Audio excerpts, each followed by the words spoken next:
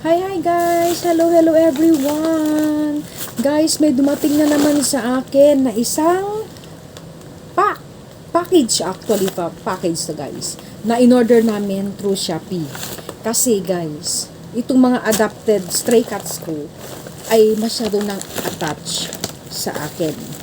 So eto guys, bumili kami through Lazada na different kinds of cat food, wet food, tapos nag-add ako ng treats, tapos at saka yung pang-appetizer nila. So, ganyan na sila kamahal namin. Okay?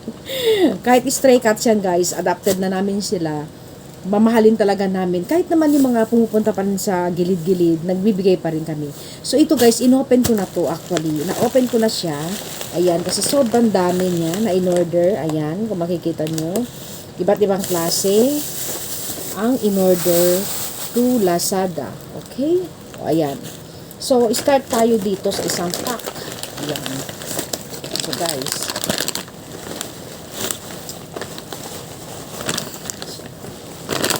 Ayan.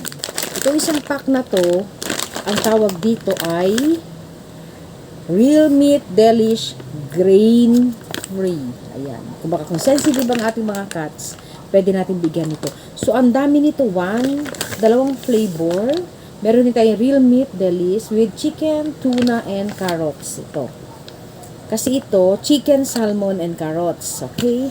Para maiba naman yung taste nila. Ayan siya, guys. O, yan. Diyan sa kadami.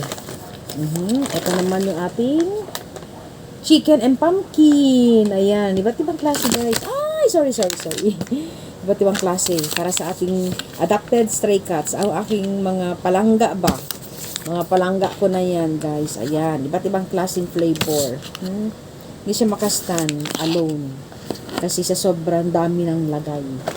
Tapos, meron din tayong, chicken and pumpkin. Ayan. At least, hinahalo ko to sa kanilang cat food na yung mga pedigree na cat food, meron din nabibili na local sa market, pwede na rin yun. Ang importante, merong halong ganito guys, at least kahit paano may mga vitamins and minerals din sila, hindi lang yung mga aso natin, okay? Tapos, ito pa, chicken, salmon, and carrots. Ayan, so medyo marami ito guys. Ito pa, chicken, tuna, and carrots. Na blue. Marami na ako napakain sa kanila eh. Siguro may mga 3 packs na. Tapos ito, salmon and carrots. Ayan, ganyan karami guys. Ganyan karami. Kasi isang ganito siya. Tapos, ito, chicken and pumpkin. O sige, parang natatabunan na ako sa dami, di ba? Tapos, kumbaga dito, dito siya guys. Ito naman, dito nakalagay yan. So, sealed na sealed yan. Eh, hindi ko na natiis ang aking mga palangga. Kailangan na nilang kumain. So, ngayon, itong habang inaan namin itong mga pagkain nila, guys, nagugustuhan nila yung lasa at nauubos agad. Dati kasi, ang dami kong nilalagay na pero nag-fish din sila ha. Nagluluto din ako mga fish. Tapos, nilalagay ko lang sa rep. Tapos, iniinit ko na lang pagdating ng kailangan na nilang kumain. So, ayan na. Itaas natin konti. So, eto ang kanilang mga real meat delish. Okay? Yan. Tapos, may flex din ako sa inyo. Kasi isang pack talagang inanok namin, guys. Para hindi na ako mag-worry. Lalo na pag late na ako umuwi. I-share din natin ang blessings natin sa ating mga alaga. Kasi, family na sila para sa akin. Tapos, meron akong dito, cat street treats. Ito siya. Ito naman guys, binibigay namin ito. Pag halimbawa, good boy, good girl sila, o kaya naubos nila yung food nila within the day.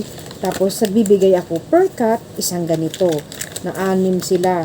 So ngayon, naging 4. Hiningi, yung 2 muning-muning ko na mga maliliit na kuting, may umiyak na bata dito, hinihingi talaga aalagaan daw nila. So, parang naawa naman ako guys, basta sinabi ko lang, kung hindi nyo na kayang alagaan, ibalik nyo sa amin. Okay? So, ngayon so far naman guys, pinapakita rin sa amin, bit. Tapos, mataba din yung mga cat na yun na, mga kuting ba? Lumaki na rin. So, ito yung mga treats na binibigay ko para sa kanila, if ever na tapos na nila yung food nila. Kaya ang liksi-liksi nila. Kahit sabihin mo silang mga dating stray cats, may damdamin din sila guys. So, ayan, next. So, ayan, nakita nyo ng ating ano ha. Ito naman. Ito guys, dalawang flavor. So, dito natin natin. Para ano, para makita ninyo pa ka, if ever may interested na mag-purchase sa ano. Pero hindi ako nagbebenta nito guys ha. Online ko ito binibili. Tapos meron ako dito guys, ito. Freeze dried treats. Ito, dried treats din nila to. So, combination na to. Ito naman guys, binibigay namin ito once a day. Ayan, once a day. Kasi medyo ano siya crunchy. Hindi crunchy, parang maganit. Oh, yan, di ba? Nakita ko na, maganit yan. Yan, nagkaroon ng amoy, parang mga parang salmon, parang pinaghalong ganun. Ito guys, binibigay namin ito tuwing nagiging playful sila. Pag naglalaro sila, siyempre 6 sila dati, di 4 na lang sila. Yung mama cat, yung tatay, at saka yung isang kuting, tapos may isa na naman. So ngayon, buntis na naman si mama cat. So kailangan namin i-nourish siya sa mga gatas-gatas niya, anything na pwede namin ibigay sa ating mga stray. Hindi ko na siya pwedeng tawagin stray kasi amin na siya. Adopted ko naman. Adopted cats. Okay? So, dalawang klase ito guys ha. Ito ay ang ano siya, anong flavor to?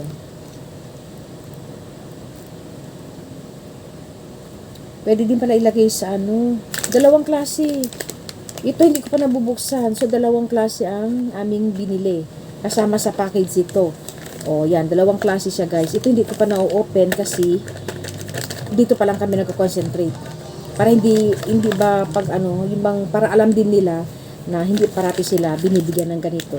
Kasi meron na silang ganito. Meron pa silang ito, yung street treats. Ito, iba't ibang flavor. Ito, nabuksan ko na. Itong yellow rin, nabuksan ko na. Ano to? Pwede din ihalo to sa food nila, guys. Yan, pwede din. Yan, oh. 2026 pang expiry niya.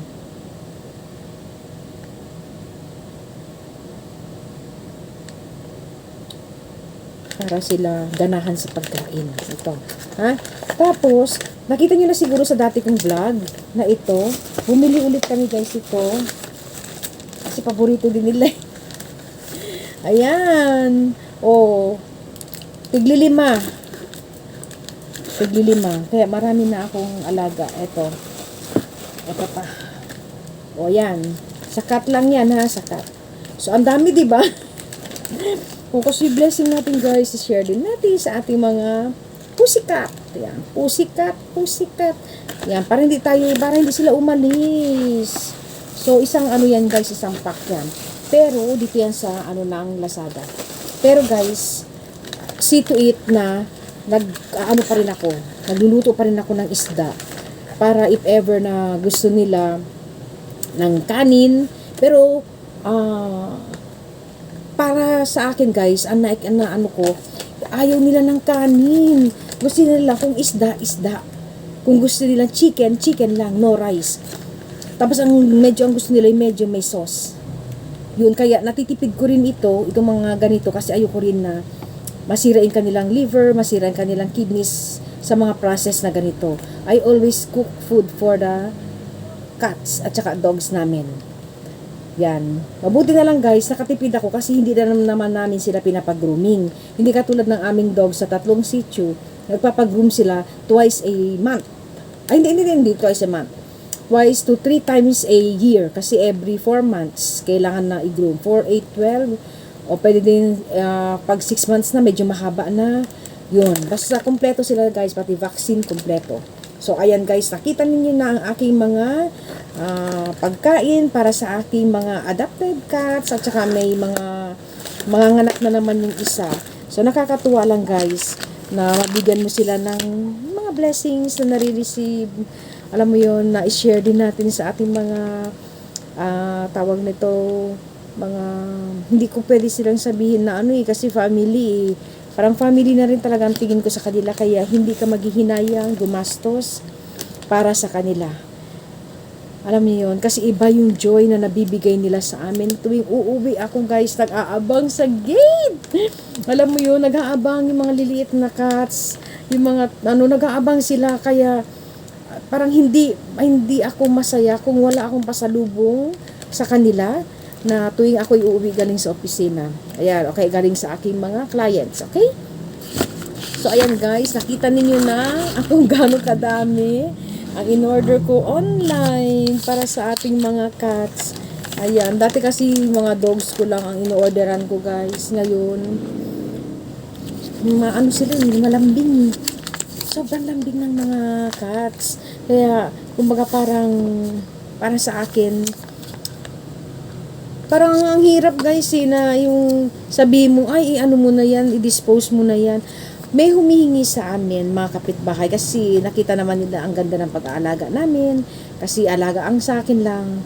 Kung hindi din kayang alagaan tulad ng pag-aalaga ko, pag-aalaga namin, i-retain na lang sa akin. Oo. Retain na lang, pwede naman nila bisitahin, o ano, pero yung dalawa, umiyak talaga yung babae, umiyak talaga siya. Parang naiiyak siya na sige na po akin na lang, pang-alagaan ko po talaga ito, ako na bahala. So, nakita ko naman yung capacity niya mag-alaga, na kung gaano siya ka-attach sa mga animals. O sige, sabi ko ma'am, basta ang sa akin lang, if ever lang po na hindi niyo na kayang alagaan, please huwag niyo ilagay tapon, ibalik niyo po sa akin. Yun lang naman guys eh. Yun lang ang sa akin. Kung hindi na kaya, ibalik po sa akin. Para ako na lang po ang magtutuloy mag-sustain ng food nila, 'di ba? Kasi mahirap eh. Hindi na kayang alagaan, tapos makikita mo sa daan, tapos itong mga dito sa akin ni sagana sa food, alam mo yun, tapos ay makikita mo na wala na pala sa poder nila, nasa kalsada na guys. Ayoko ng ganun. Lagi ko sinasabi, kahit naman sa mga dogs na hindi ako nag-aano kung alam kong walang capacity, kasi kawawa yan eh. Kumbaga parang nasa ang tawag nun, nasa kama na, 'di ba? Babalik ulit sa sahig o na kaya naman i-sustain. Wag na lang po, 'di ba? Ayan guys, nag-emote na naman ako guys, kasi naririnig ko na naman umiiyak-iyak sila doon sa baba. O ayan guys, ito try nyo to. Alternate, pero don't forget na meron din silang na lutong bahay na pagkain. Less, kung pwede walang salt, walang mga cubes. Ako ganun eh. Kung konting salt and pepper lang. Tapos, gisa ko lang sa mga tamang pagkain, ulam at konting gulay. Okay na yun sa kanila. Yun, para hindi wag mga masyadong sa mga soy sauce, kasi yung kidneys nila guys, kawawa naman, liliit pa. Okay guys, so much for today. Thank you for watching all my videos. God bless you all guys. Bye!